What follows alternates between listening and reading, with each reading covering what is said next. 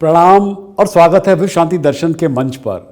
Channel के जनक हैं बद्रीनाथ मंदिर के समीप सरस्वती नदी के उद्गम स्थान पर मां सरस्वती के मंदिर की स्थापना करने वाले विश्वधर्मी प्रोफेसर डॉक्टर विश्वनाथ कराड़। आप सुन रहे हैं महाभारत काल की कुछ अनकही और कुछ अनसुनी कहानियां।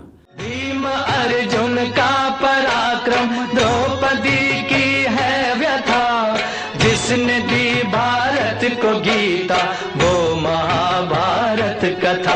ये महाभारत की कथा, ये महाभारत की कथा।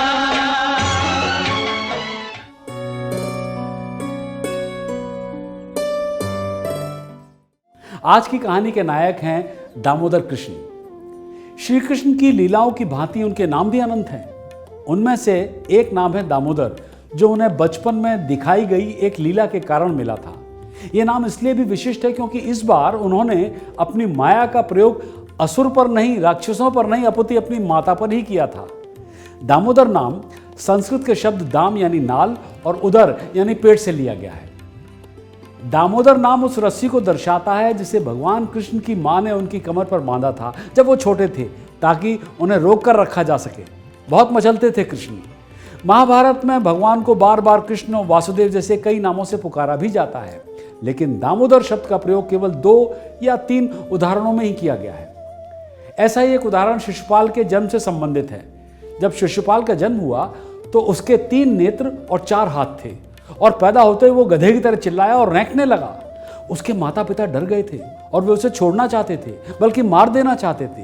तभी एक दिव्य आवाज आई, एक आकाशवाणी हुई, इस बच्चे को मत छोड़ो, वो बल और शक्ति में बहुत श्रेष्ठ और बहुत भाग्यशाली व्यक्ति होगा। अब इसे कोई मार भी नहीं सकता, क्योंकि वो व्यक्ति जो इसकी मृत्यु का कारण होगा वो पहले ही जन्म ले चुका है।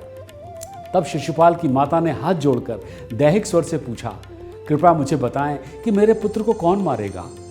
दिव्यवाणी ने उत्तर दिया, जब तेरा पुत्र उस व्यक्ति को देखेगा तो उसकी अतिरिक्त आंख गायब हो जाएगी, और जब तुम अपने पुत्र को उस व्यक्ति की गोद में रखोगी तो उसके अतिरिक्त 2 हाथ भी गिर जाएंगे और वो व्यक्ति ही तुम्हारे पुत्र का काल होगा। यह समाचार जंगल की आग की तरह फैल गया, और जब विभिन्न प्रांतों के राजाओं ने इसके बारे में सुना तो वे चकित रह गए और वो बच्चे को देखने आए। तब शिशुपाल की मां ने बच्चे को उनकी गोद में रखा कि कहीं आंखें और हाथ गायब तो नहीं हो रहे। हजारों राजाओं द्वारा बालक को देखने के बाद और अपनी गोद में बिठाने के बाद भी आकाशवाणी में जो कहा था वो हुआ नहीं, यानी बच्चे के हाथ और आंख वैसे के वैसे ही रहे। एक दिन भगवान कृष्ण और बलराम बच्चे को देखने के लिए शिशुपाल के महल गए। सभी राजा और रानी को उनके पद के अनुसार प्रणाम करके सभी का हालचाल पूछकर बैठ गए। बलराम और केशव दोनों ने अपने आसन ग्रहण किए और उन दोनों की पूजा होने के बाद रानी ने बड़े ही हर्ष के साथ बच्चे को दामोदर की गोद में रख दिया। जैसे ही बच्चे को भगवान की गोद में रखा गया, उसके अतिरिक्त आंख और अतिरिक्त 2 भुजाएं गायब हो गई। शिशुपाल की मां चिंतित हो गई। उसने कहा, हे दामोदर, मेरे बेटे शिशुपाल के सभी अपराधों को मेरी खातिर क्षमा कर देना। तब कृष्ण बोले, चाची, मैं उसके 100 अपराध तक तो क्षमा कर दूंगा, और यदि वो इससे आगे जाता है तो फिर मुझे उसका वध करना पड़ेगा। तो यहाँ ये देखना दिलचस्प है कि भगवान को यहाँ दामोदर नाम से पुकारा जाता है, उन्हें इस नाम से संबोधित किया जाता है, क्योंकि महाराज युधिष्ठिर द्वारा किए गए रासु यज्ञ में शिशुपाल का समय आने तक उन्होंने शिशुपाल के सभी अपराधों को सहन किया।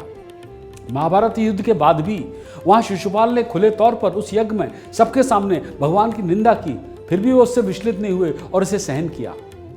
एक क्षत्रिय को कभी भी अपमान या निंदा सहन नहीं करनी चाहिए, लेकिन भगवान ने अपनी असीमित दया से शिशुपाल के सभी अपराधों को सहन करने का वादा किया था और उस वचन को निभाया।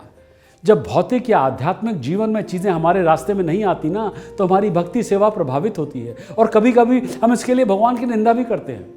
और कभी कभी हमारा विद्रोही मन सोचता है कि अगर हमने भक्ति सेवा में समय नहीं गंवाया होता तो मेरा जीवन बहुत बेहतर होता।